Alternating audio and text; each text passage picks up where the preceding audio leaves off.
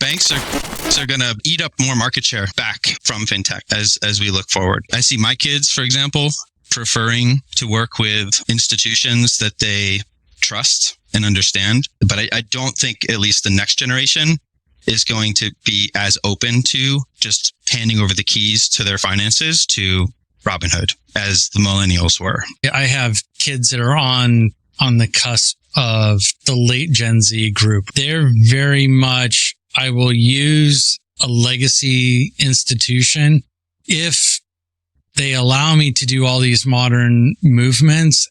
And here's the last part, protect me if something goes wrong.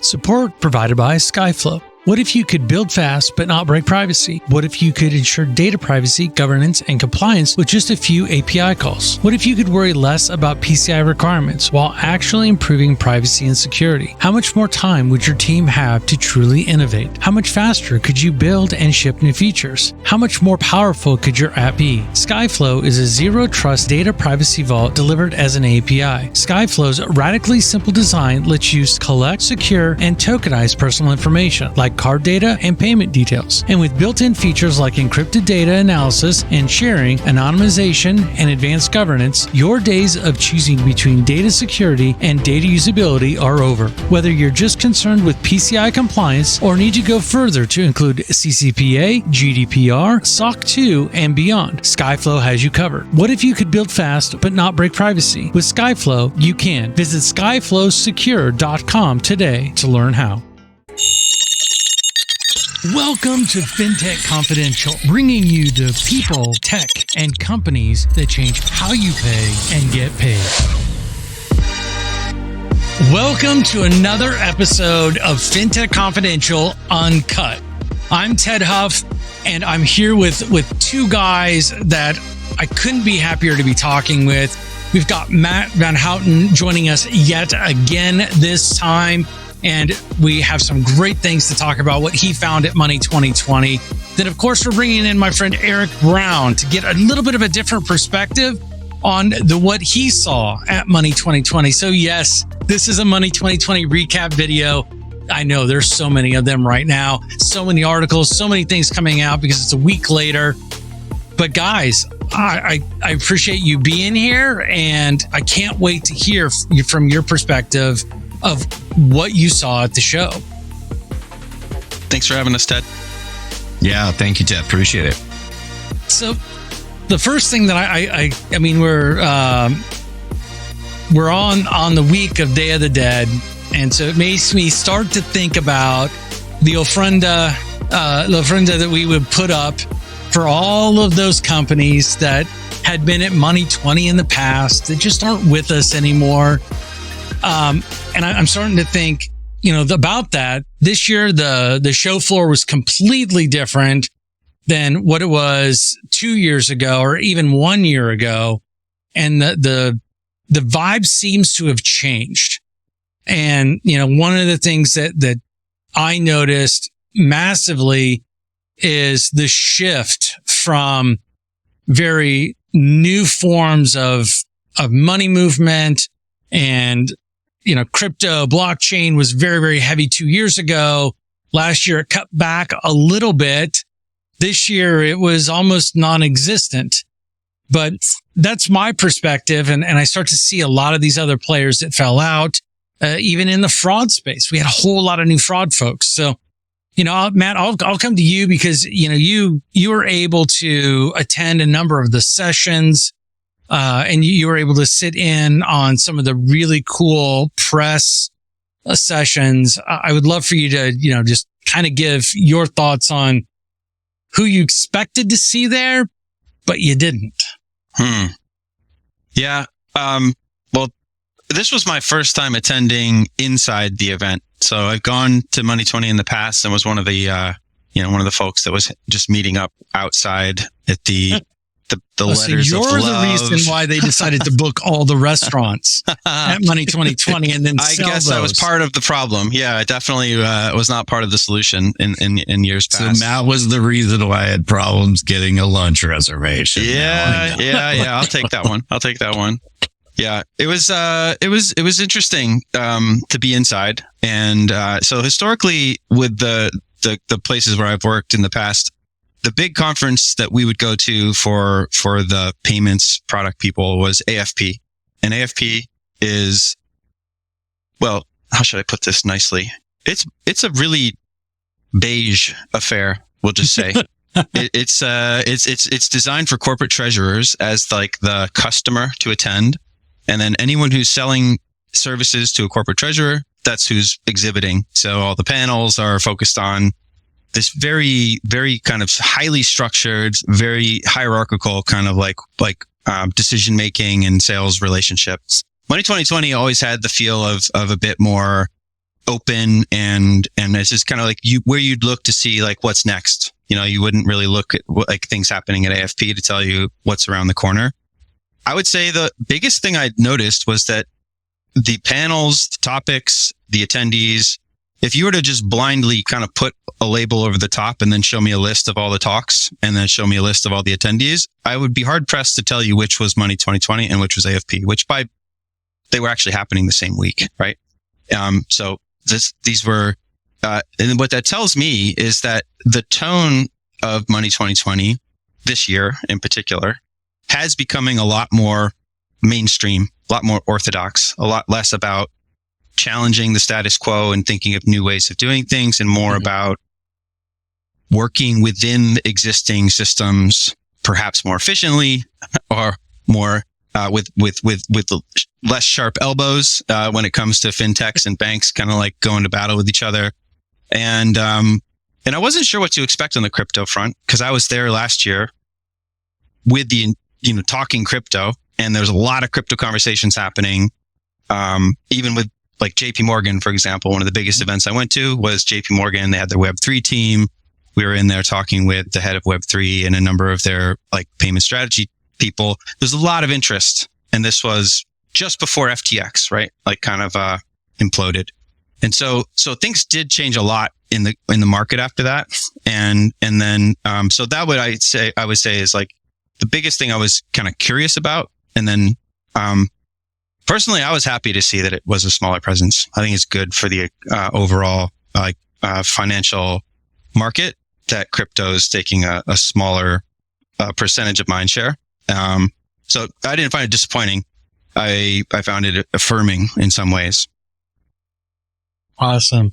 No, it's interesting that notation of crypto being lesser this year versus being very prominent over the last couple of years. It really depended on who you were talking to, whether they felt good that it was gone or bad that it was gone. And it's interesting you bring up AFT because a lot of the folks that are more traditional banking, security, regulatory focus, they just want everything to be in this nice, pretty, neat box. We're all super happy that there was nothing challenging the current regulatory environment. And then you have they seemed relieved, I would say. There was a tone of sort of like, phew, we got through that, Oh, thank goodness. We don't have to deal with uppity, fintechs anymore because they all need us more than we need them now. And all these other things that are, under the thumb of one of the biggest, best attended events was the SEC. I forget who was there representing the SEC, but there was a head of SEC department, at least, talking about, the relationship between, the banks and the regulator and crypto. And it was, it was just, there was very little tension in the space. It was just, they were coming at it from a position of like, this is how it's going to be. And there didn't seem to be that other, like in previous cycles, there was this expectation that was going to break down. It just, the feelings I was picking up on was, nah, like we've got our walled garden. It's going to stay walled. And Eric, with you coming in from the perspective of BlockWire and all the different things that we've worked on together, I come from a slightly different perspective as I think you do as well. I think some of the folks were taking heat, which, oh, by the way, super surprised me that SVB was on the floor and actually there. Yeah, I saw that. I was shocked by that, actually. I had to double take. Yeah. Did you go to the lunch? The press lunch? I don't think I caught it at the very, very end. Oh, okay. Because SVB is, this is all meant for them to, there was like 5 different companies that were there to, have the opportunity to communicate with members of the press and announce things that were, strategically important and coming out soon. SVB's pitch, they were there at the lunch, seemed to be, we still exist. We're here to just remind you that we still are a thing. Like, it was actually on their signage. Right. Yeah. It was on their signage even at their booth. So what was that? Yeah. What was on the signage? We're still here, basically. Yeah. And I was like, oh wow, you are. Yeah. Not for quite sure for how long, but you're still here. It's great. But Eric, I mean, with those types of things going on and the perspective that you bring in and the conversations that we've had together as long with other folks in the industry, what temperature are you starting to feel from your conversations and everything with people at Money 2020? And we'll stay specifically around the crypto and digital assets side of the house, and then I'll pipe in with some of my thoughts. Yeah. So, I was on the floor. I'd been at Money 2020 for the last 7 years, every year on the floor. I've show floored on it the last couple years, before as well. This was a show that was a big bank show. That's really what it was. When it got started, it was Citi, JP, Bank of America, Wells always had presence. And, they went away basically. I think probably it's been 2020. I think we really kind of saw the last kind of presence on the show floor anyways. 2021, 21 was huge. I mean, it was just a massive show. I mean, MX had a massive box checkout. Mm-hmm. And then, every crypto company you could think of, was basically there at that point. But yeah, guys, it's all market driven when it comes to blockchain and crypto. If you just want to break it down to the simplicity of it, when the market is down and you're in a bear market, this is what you've seen. I've seen this in the past already. If you look at the historicals. So again, you're trailing down in the end of this bear market. And then you also have some economy issues, inflation, and so on and so forth. So what I saw on the show was pretty weak when it came to presence overall. They really had to spread the show floor out to even make it look like it was the size of Money 2020. You remember when I was there on the floor and it was packed, I mean, yeah. So my old phrase, elbows to assholes at that point. This year you could probably play a football game between the booths and could have played some pickleball out there easily. No problem. Me and Matt playing. Yeah. And there were 4 less stages this year. There were 4 less stages this year. Wow. Yeah. The big presence that you saw, FIS, even with what they had they had a massive presence before outside of the show, all over the place, all over Vegas. That was kind of gone as well, but I didn't see anybody replacing that. So does that due to an economy?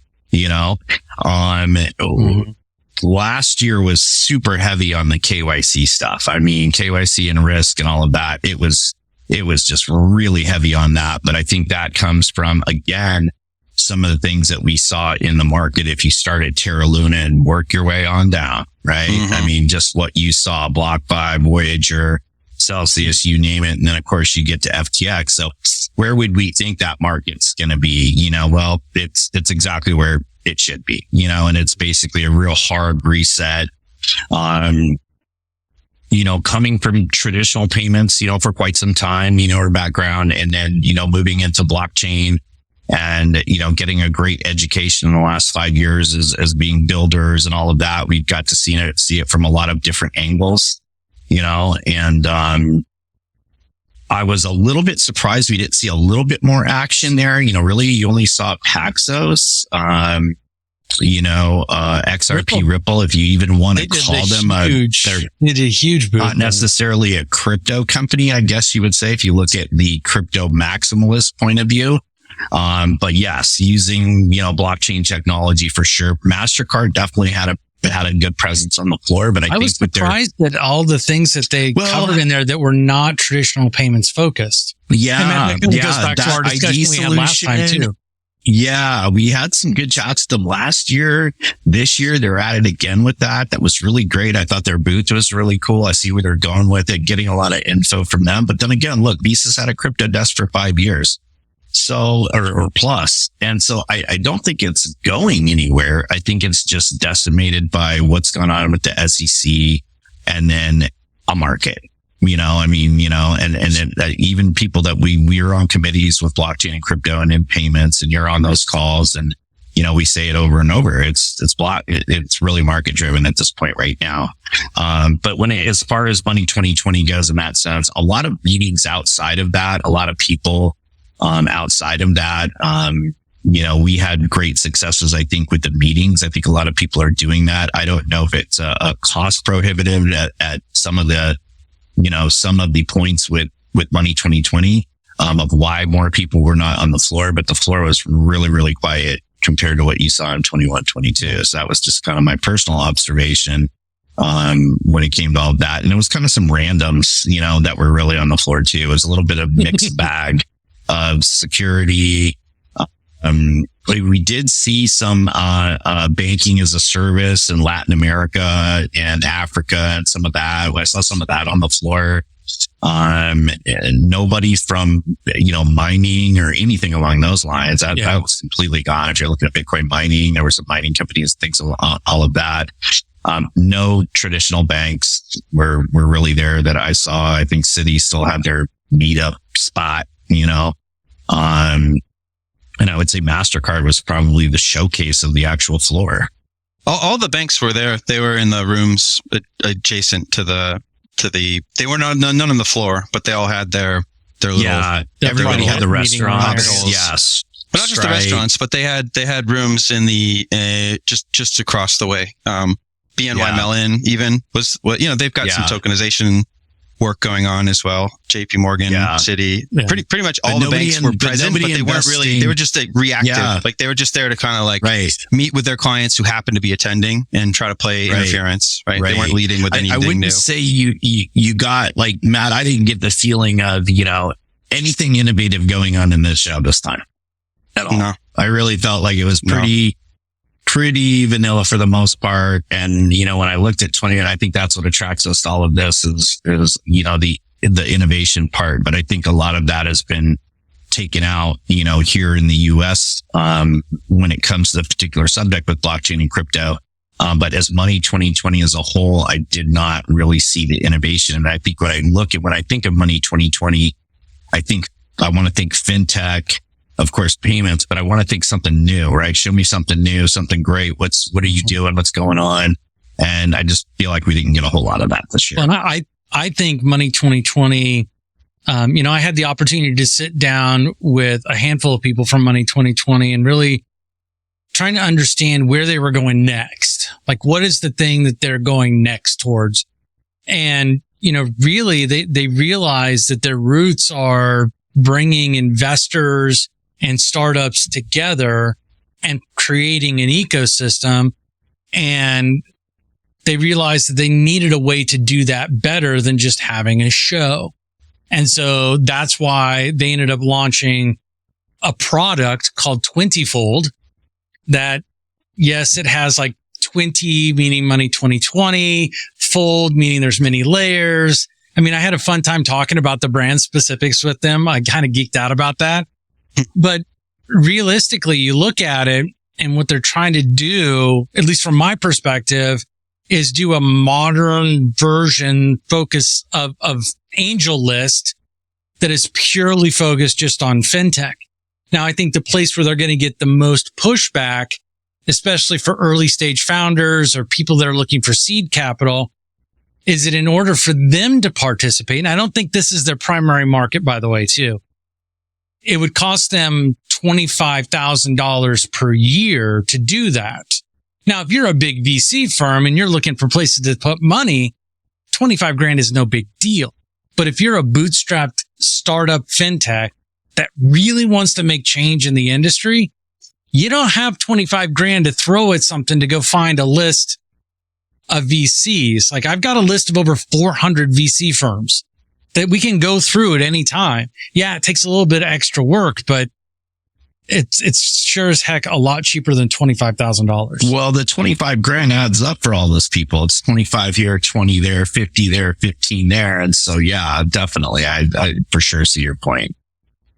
And so is just to clarify, this was the answer to the question of where does Money 2020 see its vision for its own purpose in the industry going forward is to be a network for VCs and startups. It was more about, hey, where we're at today, it seems like it's kind of hit its equilibrium, right? Where there's not a whole lot of new stuff. There's, lots of announcements going on, but there's they're not. Definitely a plateau feeling with Money 2020. Like, yeah, for sure. I could see that. But is it the conference or is it the market, right? Like, is it the moment? I think it's the moment.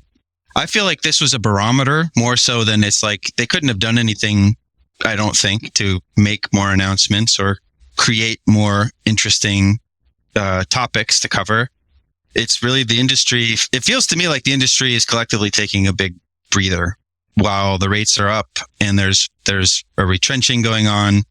The things are being managed more conservatively. Try to keep your scope on incremental work. If you're a big financial institution, they're trying to go after low risk, quick ROI, short term projects kind of stuff. It's like, and for me, this was kind of what I was assuming was happening in the market, but was really just interesting to see people on stage effectively saying it out loud, right? I think you might have seen in one of the posts that I wrote, one of the key quotes was from a Goldman MD saying, in the current rate environment, investing in innovation is reckless. And that was and everyone's looking at each other going, yeah, that's true. That's totally true. Which also, but does that give you the thought of but are there people out there that, hey, this is when we do invest, right? There's got to be some groups there that go, institutions that are investing in it though. Right. Now, I haven't seen any of them, by the way. I've never run into any of those. Let me know. I can tell you from some private conversations with some banks that I won't be allowed to name, but big banks. It's called confidential. I mean, you can share it. It's confidential. I am going to just say they're big. They're headquartered in New York City, and and they take a long-term view on investment, and so they're not going to hold back, but they're going to invest in a way that is less about what I would describe as innovation theater or innovation by press release, which has been kind of a way of just trying to keep up with everybody else that's making announcements. You never know as well. You see an announcement, what's really behind it. I learned some things about, for example, the announcement with, was it MasterCard and, who did MasterCard make an announcement with about it was JP Morgan. Yeah, it was JP Morgan and MasterCard made an announcement about open banking, right? That they're going to introduce Pay by Bank powered by MasterCard. I learned Isn't that just MasterCard Send? Who knows? It's the truth is it appears to be more of a sponsored press release. A sponsored press release to put a MasterCard. Well, there was a lot of them. There was definitely the last couple of years. I mean, the announcements they were just coming one right after the other. So I could definitely see how people were looking at that. But the thing is, money was getting thrown at a lot of these companies as well.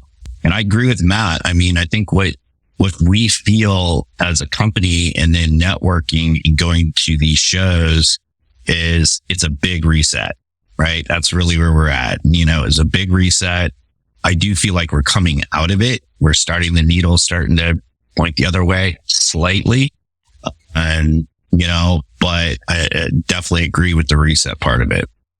So I'm going to go back to the 20-fold thing of it really quick, because I think what they were expressing to me is that they want to keep well grounded in their roots of trying to support startups getting that connection with VCs. So can you pause there for a second? Because Eric, you said something a few minutes ago about your view. The conference started really based on large banks as the primary mover around this. Yeah. Ted, you're describing almost the polar opposite. And so as somebody that's less kind of familiar with the reality and the history, and then maybe there's something on the surface, and then there's the truth behind like who actually pays for the things that are happening. Can you both kind of help me understand like which of these narratives is real? Yeah. So I'll start. I will agree with Eric that the first 2 or 3 years that Money 2020 started, the big sponsors were Google, because the founders of Money 2020 came from high executive roles at Google. So they brought that over. Then they also brought in major banks and the folks who had the bank had the backing to do it. And then they filled the show floor. Show floor wasn't very big that year, the first 3 or 4 years. And then they said, oh, well, the startup fintech is really becoming this big thing. And this was like what time frame was this? So the show is you saw that like you saw that like 20, and then you went, I would say, I think 17, startups really started 18, coming in. Yeah, I would say 19, 20. It started to slightly change a little bit. And I was going to say 17 is the first time they had their first startup pitch contest. And that would have been the last, the blow off point of the crypto market, right? After Bitcoin took a dump right after that. So, but we used to call it the Big Bank Show, which didn't even call it Money 2020, we called it the Big Bank Show. So, I think there was kind of somewhere along like 1920 and maybe some of the crypto blockchain stuff kind of kicked that off where you were seeing. And then also, the Stripes of the world and things along those lines were, now you had some real big heavy hitter fintech payment companies, ADN, Checkout, Stripe, Square, Cash App, and you were starting to see more of that. And it just seemed like they were following the money. And then at that point, like who had the money to put into the show and who was going to sponsor and so on and so forth. So that's just kind of what it looked like to me. At first it was, some banks, and then banks seemed to get a little bit disinterested with some of the fintech stuff and didn't put the money in. And then here comes some fintech, big crypto players, and there was a ton of money thrown around. And then this kind of, okay, well, here's all these issues with KYC and the failure of blockchain and digital wallets and trading. And all of a sudden KYC and risk and security are prominent. So is it, going with the ebb and flows of what was going on, in the market with banks and payments and fintechs. And like you said, I think, Matt, you're right. I think there was a little bit of a bank fintech thing going on there for a couple of years. And maybe the banks are like, we're not going to bother with it. It almost seemed like they gave up on Money 2020 a little bit as far as like show floor stuff, that started happening. Show floor was like nobody. They had no big FIs on the show floor. But the card brands, banks, and all of that definitely always seem to dominate the panels and presentations. They want to get the names in there and so on and so forth. And that is definitely something that I think was really dominated by more of the legacy type is some of the panels. And I think also me going back is that the startup piece is really where their growth cycle really happened, because they went from being at the Aria that has a very small capacity comparatively to the Venetian.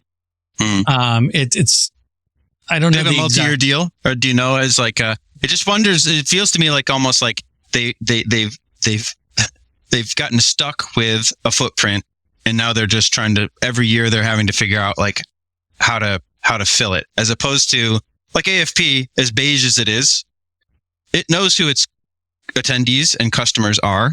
It rotates venues depending on, every year it's like a different venue.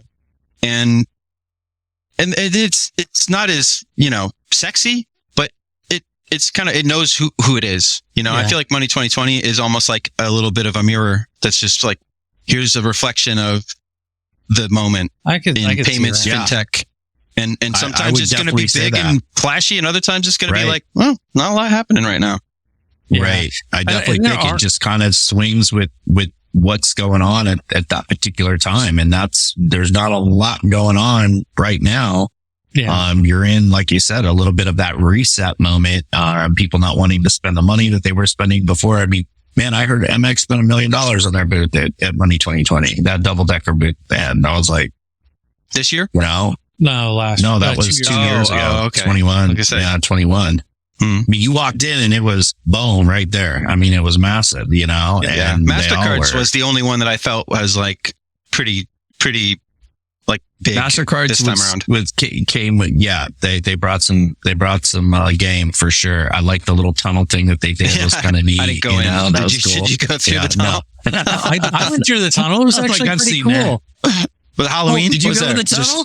Yeah, I went through the tunnel. Yeah, I mean, walking through the tunnel It was looks kind of cool. It was fully interactive. Like when you walked in, as you walked through, it changed and told the story as you walked through.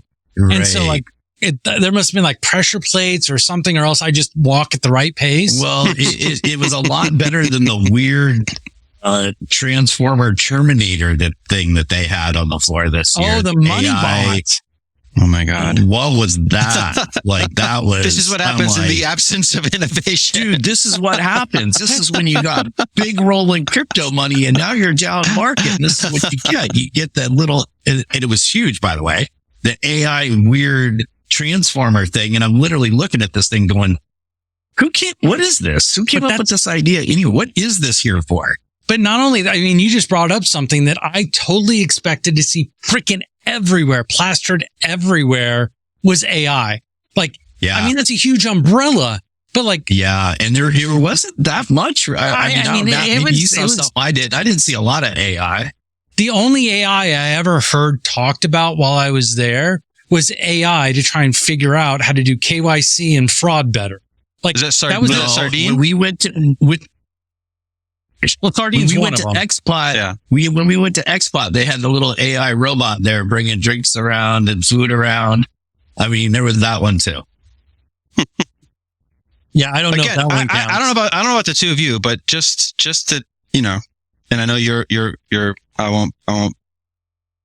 won't say anything too disparaging about your blockchain and crypto and whatnot. I have scars from my own experience there, so but it's all right. You got a little I can PTSD. process that with my therapist. Battle wounds, Matt. They're called battle wounds. PTSD. It's all right. We all got some from some things. Yeah. But what I would say is that like I was actually heartened not to hear about AI all day, every day, and I was expecting it, and I think and I was catching up with some people about it, and one of the takes that I heard that I think is actually pretty accurate and probably a good explanation. It's also kind of like boring. So forgive me. This is not going to be like a hot take. That it is. Well, that's the whole thing is that in the environment that we're in today and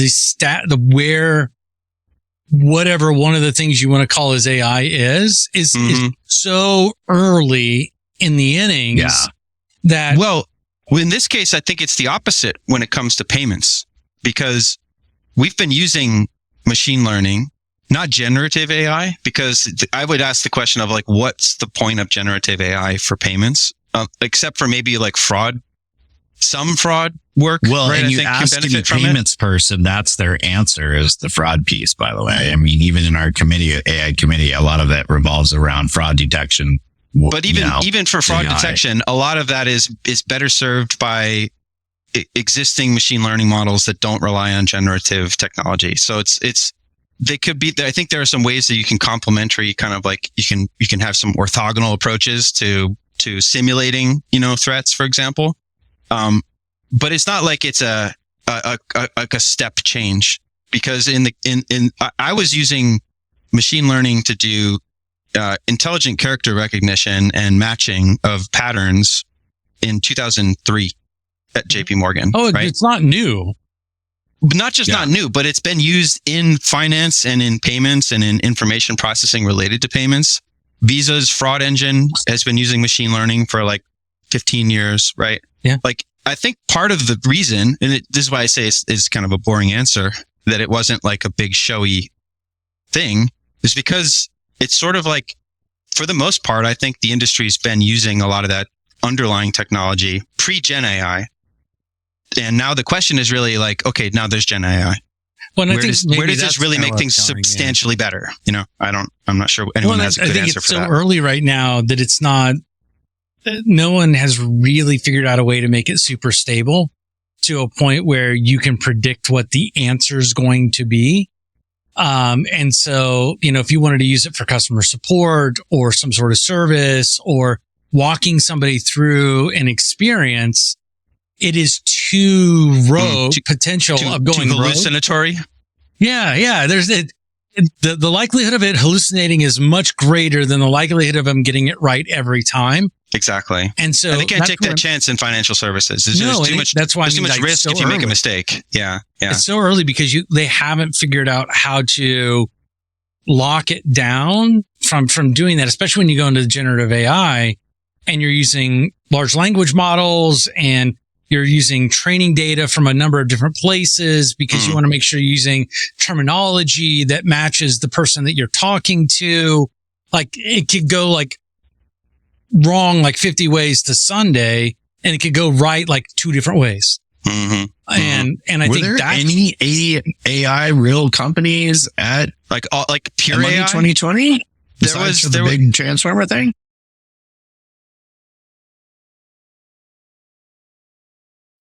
Chargebacks drain revenue and may threaten your ability to process payments, but they don't need to be a cost of doing business. You can resolve up to 40% of chargebacks before they're ever filed. Here's how it works. When one of your customers contacts a participating bank to dispute a charge, you will be notified. At that point, you can avoid the resulting chargeback. It's fast, easy, and effective. You can be set up in preventing up to 40% of chargebacks in just 48 hours. Well, NVIDIA came to that lunch, that press lunch. Yeah, NVIDIA was there. Yeah, it was pretty entertaining. And I don't want to make fun of the people that came to the lunch because they came to say their thing. Like that. But he started off by saying, "I'm sure you've all heard of NVIDIA," and like 4 to 5 people in the room were like, "Who are you?" Like within the world of crypto and AI, NVIDIA is a household name. Outside of that world, unless you've just been following their stock, and it's like done really well. Computer, you don't know who they are, and so they were there talking about like they're a chip manufacturer, right? Mostly, but in addition, they're also building like layers of data processing services that go along with the chips that they believe can be used to answer some of these really difficult questions. I would say that what you described, Ted, as being early really fit the pitch that they gave, which was pretty generic and all about potential. And like, this is, could be used for this, could be used for that. And it's really going to come down to like, is there anybody that's putting it directly to work? I like the way that Sardine, has kind of looked at they look at things through the lens that I think is the right tool for the job. So it's like, what's the best tool to actually fix this particular problem? And if it's generative AI, okay, great. Is it capable of doing it to the tolerances, that you need it to, so that it doesn't hallucinate? Or if it does, the consequences are like appropriate. Yeah. And I think, you are seeing in Unit 21 is another company that I thought, was talking about the use of the tools to strengthen the problem solving capabilities that their platform has. Yeah. And I think the other piece, like when I start to think, in this space, like you mentioned Sardine. I mean, I did a deep dive into their tech, looked at the SDKs, had a number of calls and discussions with them about the product.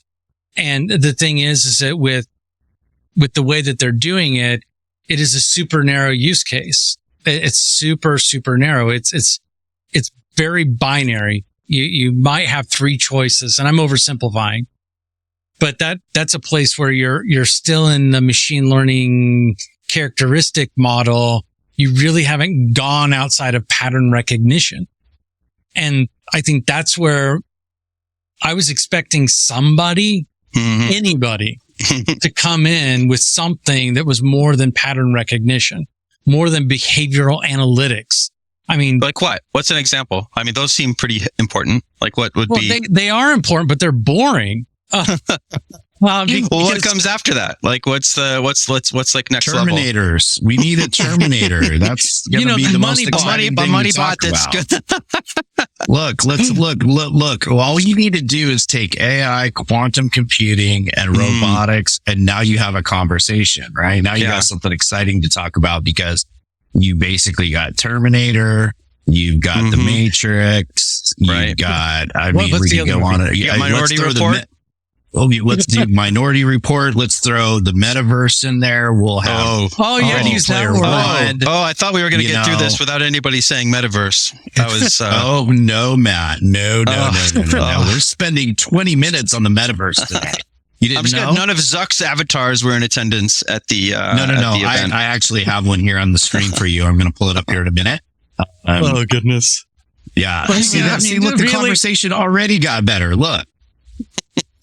But I mean, honestly, I was looking for someone to figure out like how to just look at the customer base different, how to engage with people more, to bring that human element into the AI. Because right now, the main issue that we're running into with AI is the fact that the human decision or the human perspective is still missing. And yeah, I know a lot of people say that makes it a sentient being, but at the same point, I think that there are places that we can use that to really help navigate folks through experiences. When I'm having a bad experience, and I just had one with Delta the other day, it was like, sorry, I don't understand that. Would you like to chat with a live agent? I'm like, okay, cool. I will chat. They'll be with you in 15 minutes. It's like, but I just told you what I'm trying to do. You could look this up. You could do this, and you could say, I'm so sorry you're having that issue. But instead it was, hey, do you want a live agent? Did you by chance go through Live Person's presence? They were there on the floor, and they had a pretty large space carved out. I did go talk to them for a little bit, but they're pushing the sentiment side of the house really hard, right? So how do they?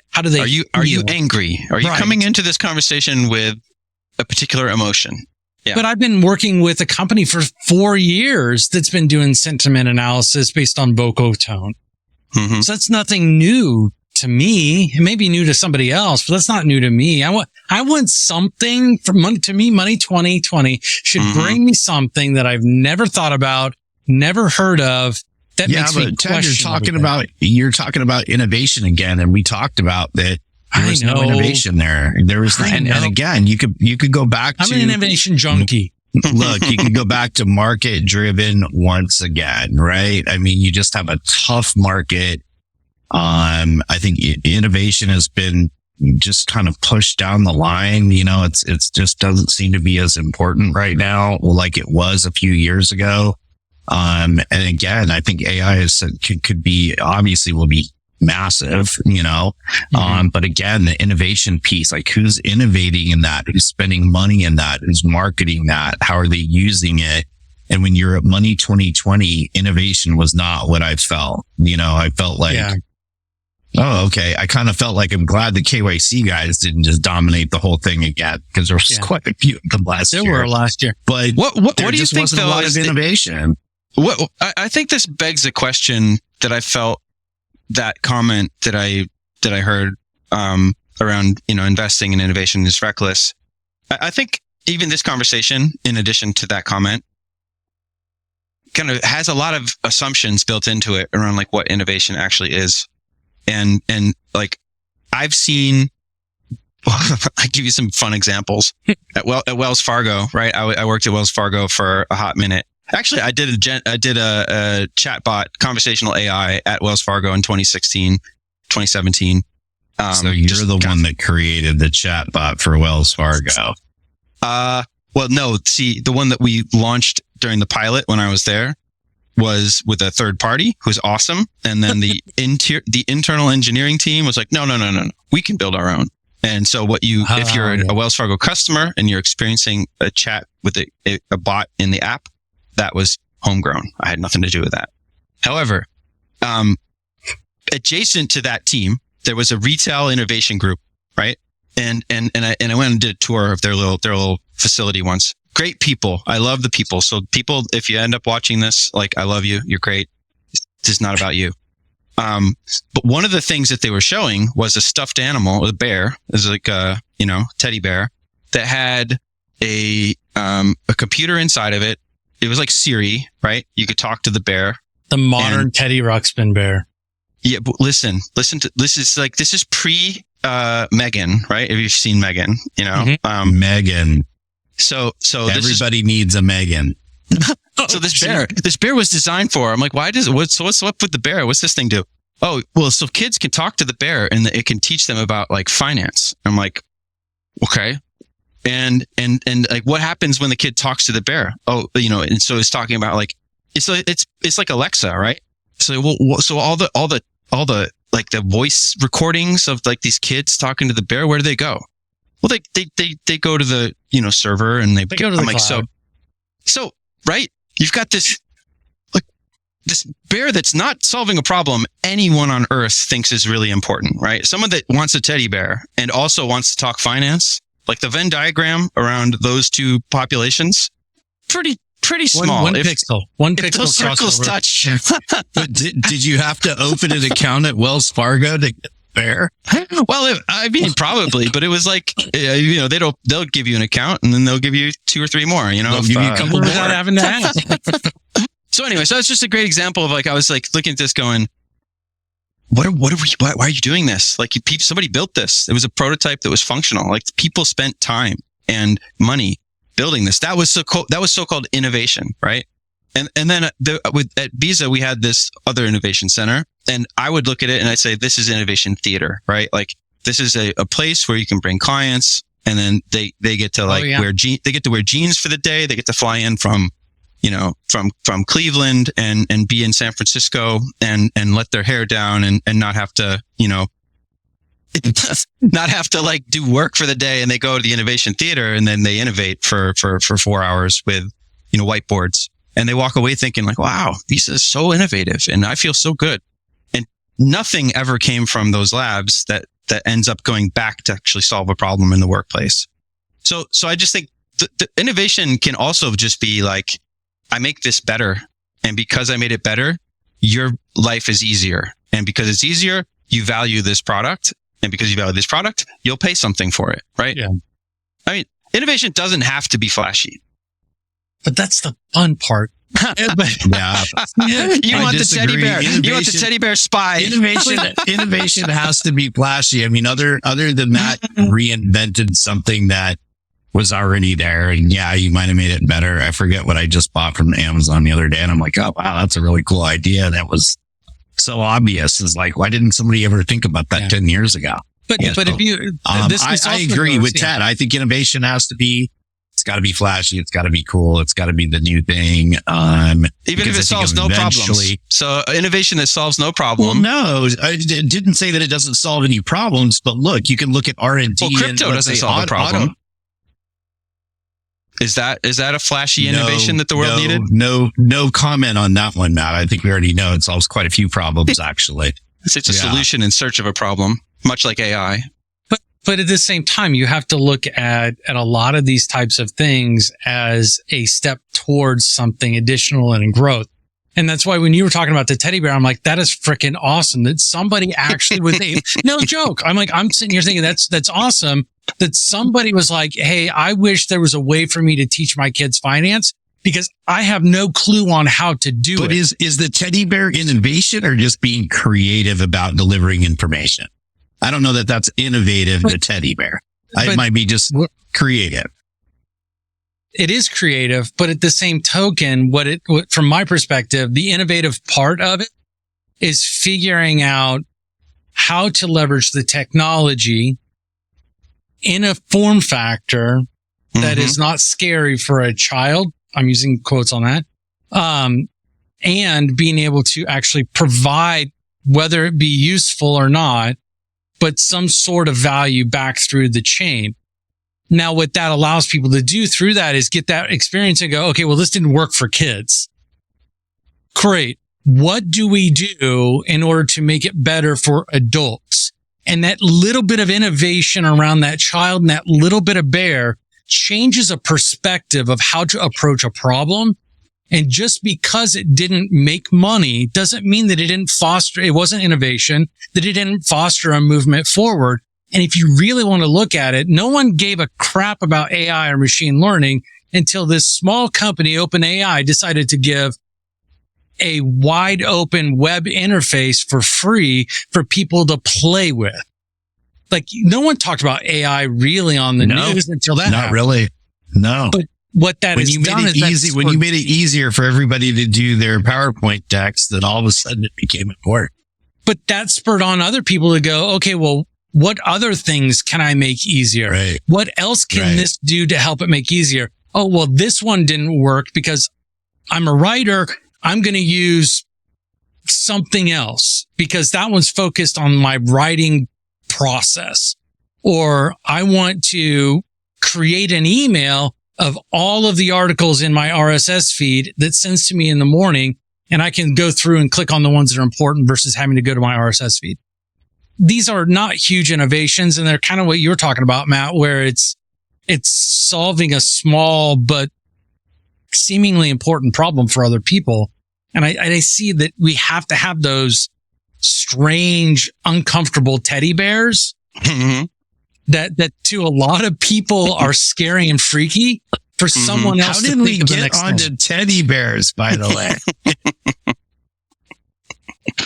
But that's kind of how I look at it. I mean, it's around Christmas time and all that, and the holidays. So the teddy bears are a little bit relevant, definitely, for sure. So I'll put a link in the bottom for everybody to buy a teddy bear using my Amazon code. Help me buy teddy bears for Christmas. No. Well, you got to start your Amazon store and use your blockchain crypto payments account to sell your teddy bears. Okay, so on to the next thing. You know, we've talked about like the people and like the different things that are happening there. We've also talked about like how it's changed over the years. But what we really haven't touched on is in the next 3 years, and I'll start with you, Eric, and then I'll go to you, Matt, and we can probably kind of flip flop in between there, which we always do.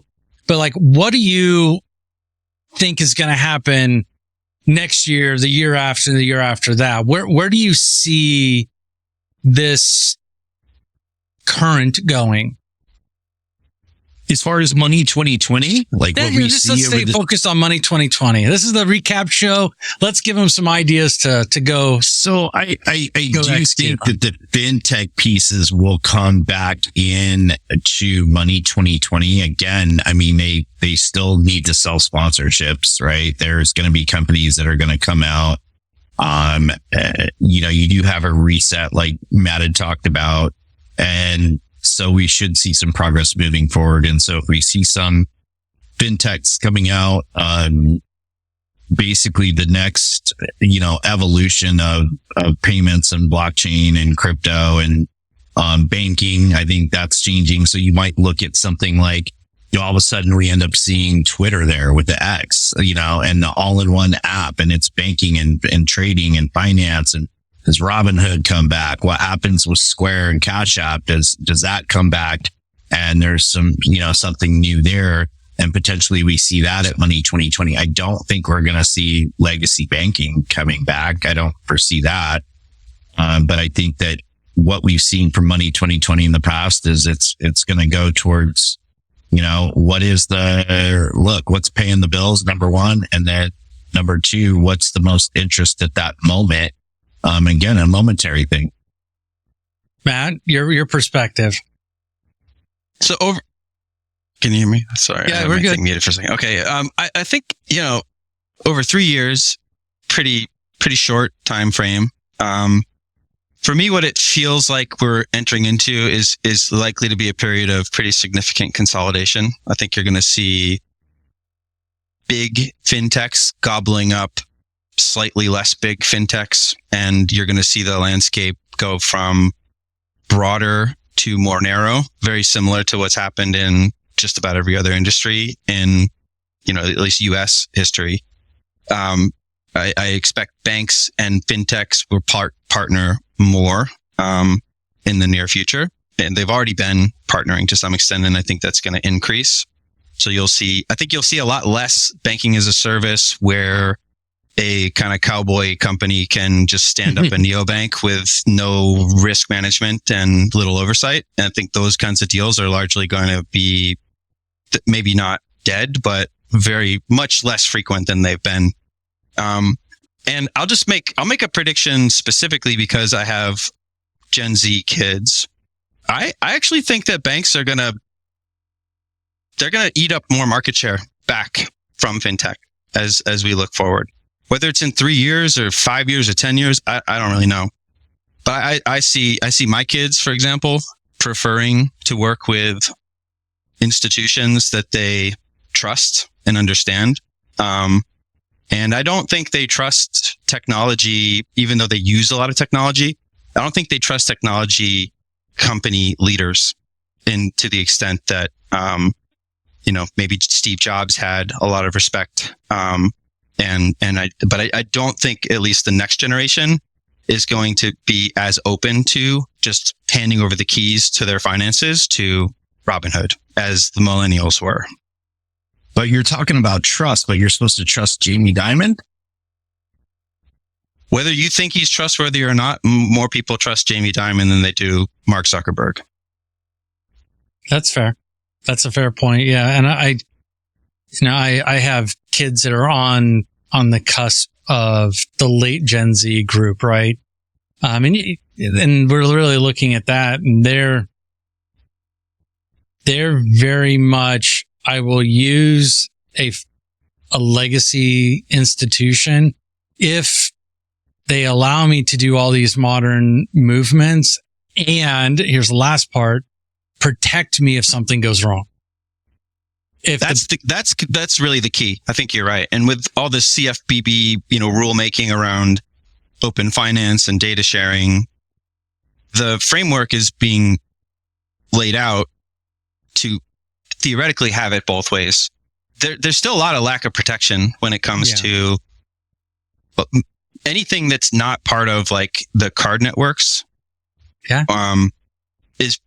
Is not as well defined as far as like if something goes wrong, who's on the hook. Like the card networks we've talked a lot about this. And Eric, I don't know if you're familiar, but we had very deep conversation around the problems of the card model. But one of the things that I think does well is it clarifies who's responsible when things go bump, right? And things like Zelle, even ACH to an extent, RTP certainly is a lot less well defined.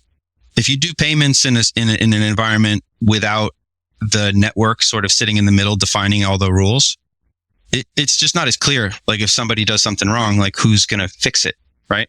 And that fragmentation does lead to bad experiences for consumers. And so if somebody shows up and is like, we're gonna make this better. And I actually noticed this recently because I did a payment for just parking, a $3 payment for parking at BART in East Bay, and I used Venmo to pay. And there was an option there that said, there was a message there that talked about like protection, like liability guarantee. And I was like, that's interesting. Like, it's very prominent. Venmo now gives you the ability to flip a switch that says this is a purchase and to protect yourself, which I thought was really interesting. Which also, self-servingly nets them 1.9% plus 10 cents of fees that they collect from the person receiving that payment. So it's suddenly treats it like a business transaction. So there's a self-interest motive there. Oh yeah. And then there's the protection. And I think that at least my kids, they can sniff out bullshit, right? and they've got no tolerance for it. So if it's good for them and not hurting someone else, they're all for it.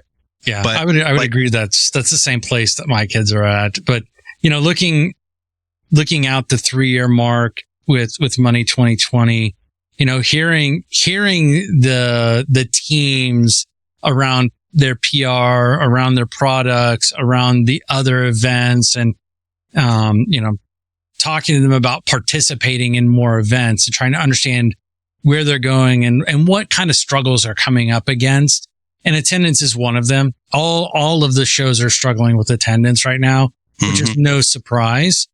But I think having a $3,000 price tag to get somebody to be able to walk through the front door, to have the privilege of being pitched to 24/7 is a little crazy.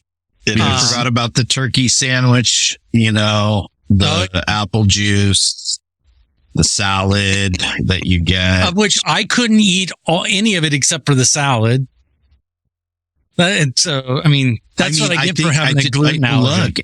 Look, it doesn't matter what group you kind of even really talk to, even meetings that I had with people. It's definitely badge price was a topic. If you're upward, where are they at? 35, 38, somewhere in there. Yeah.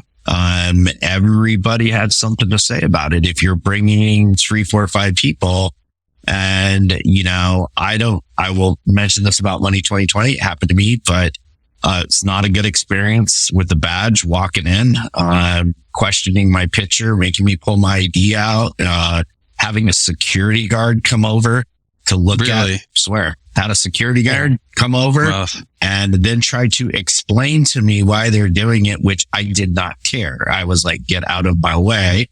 You verified it's me. I don't want to hear it, but they put a line of Karens there to double check everything and literally had a security guard come over. And it was such kind of a bad experience for me personally, where I was like, hey, I get it, but the way you're going about it is not making it very welcoming as coming back into the show, which I've been to many times. And I was definitely surprised by that. That's something I did not see in the past. And I guess, people are passing badges around. I get it, but I don't know that was the best way of going about that, because that was just something where I was kind of like, and it literally kind of happened 2 days in a row.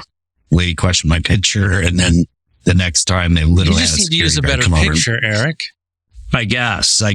You know what I mean? So they didn't question you make me wonder now. Yeah, I didn't get my hair cut. Maybe it was the glasses. Who knows?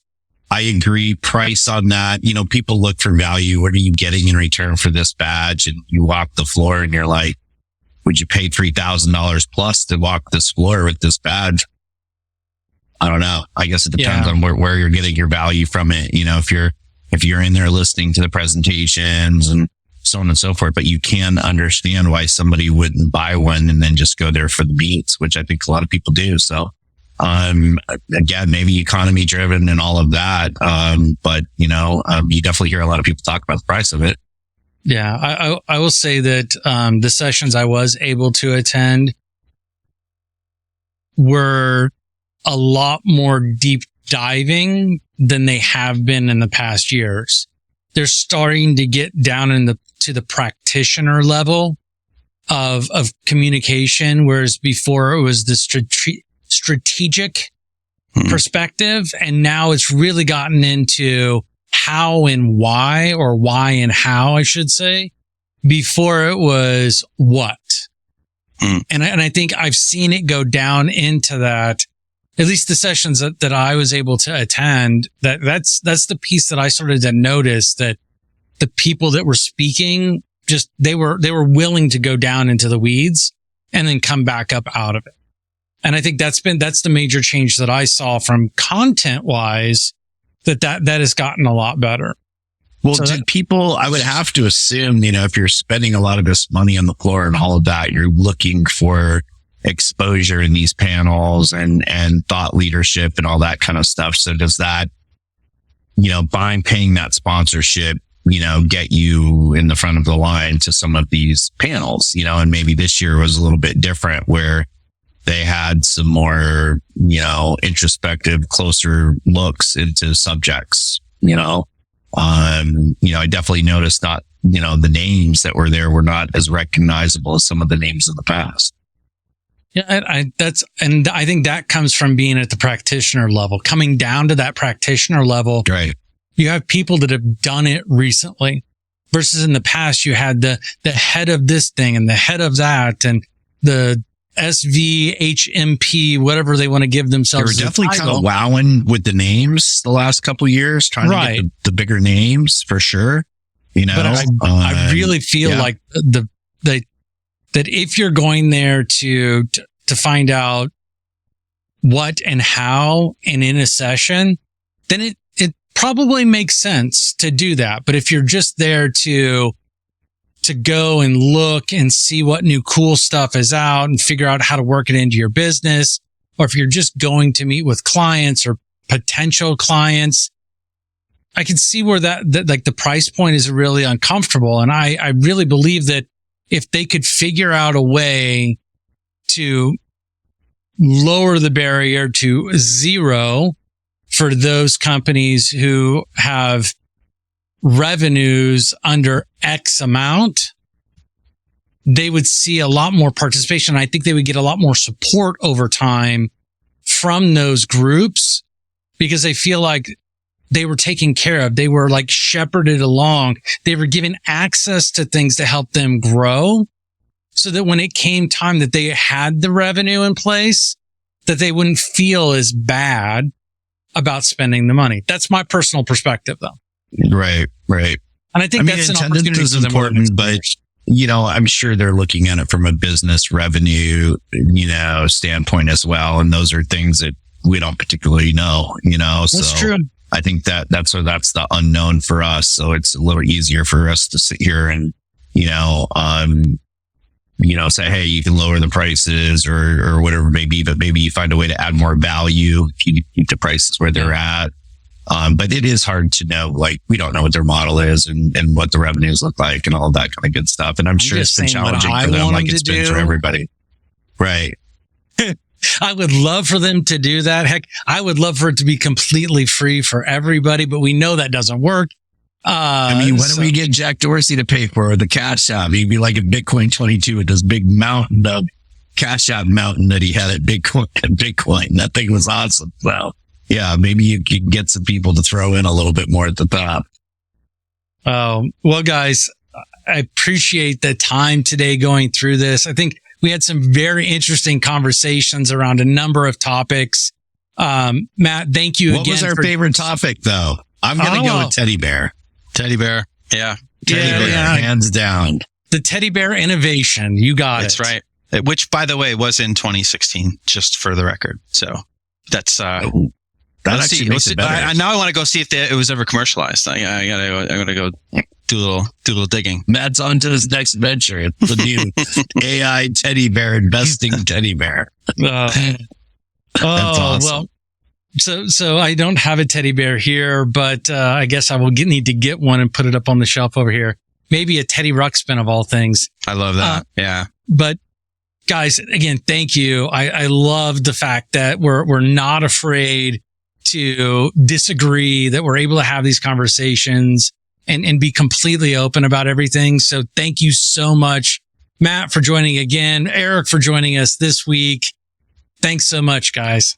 Thank you, Ted. Appreciate it. Yeah, had a lot of fun. Yep. Thanks, Matt. Had a lot of fun. Great time. Good chat. Support provided by Skyflow. What if you could build fast but not break privacy? What if you could ensure data privacy, governance, and compliance with just a few API calls? What if you could worry less about PCI requirements while actually improving privacy and security? How much more time would your team have to truly innovate? How much faster could you build and ship new features? How much more powerful could your app be? Skyflow is a zero-trust data privacy vault delivered as an API. Skyflow's radically simple design lets you collect, secure, and tokenize personal information like card data and payment details. And with built-in features like encrypted data analysis and sharing, anonymization, and advanced governance, your days of choosing between data security and data usability are over. Whether you're just concerned with PCI compliance or need to go further to include CCPA, GDPR, SOC 2, and beyond, Skyflow has you covered. What if you could build fast but not break privacy? With Skyflow, you can. Visit skyflowsecure.com today to learn how. This has been a production of Diamond D3 Media, with all rights reserved. This is provided for informational purposes only. It is not offered or intended to be used as legal, tax, investment, financial, or other advice. We strive to provide accurate and up-to-date information, but will not be responsible for any missing facts or inaccurate information. You comply and understand that you should use any of this information at your own risk. Cryptocurrencies are highly volatile financial assets, so research and make your own financial decisions.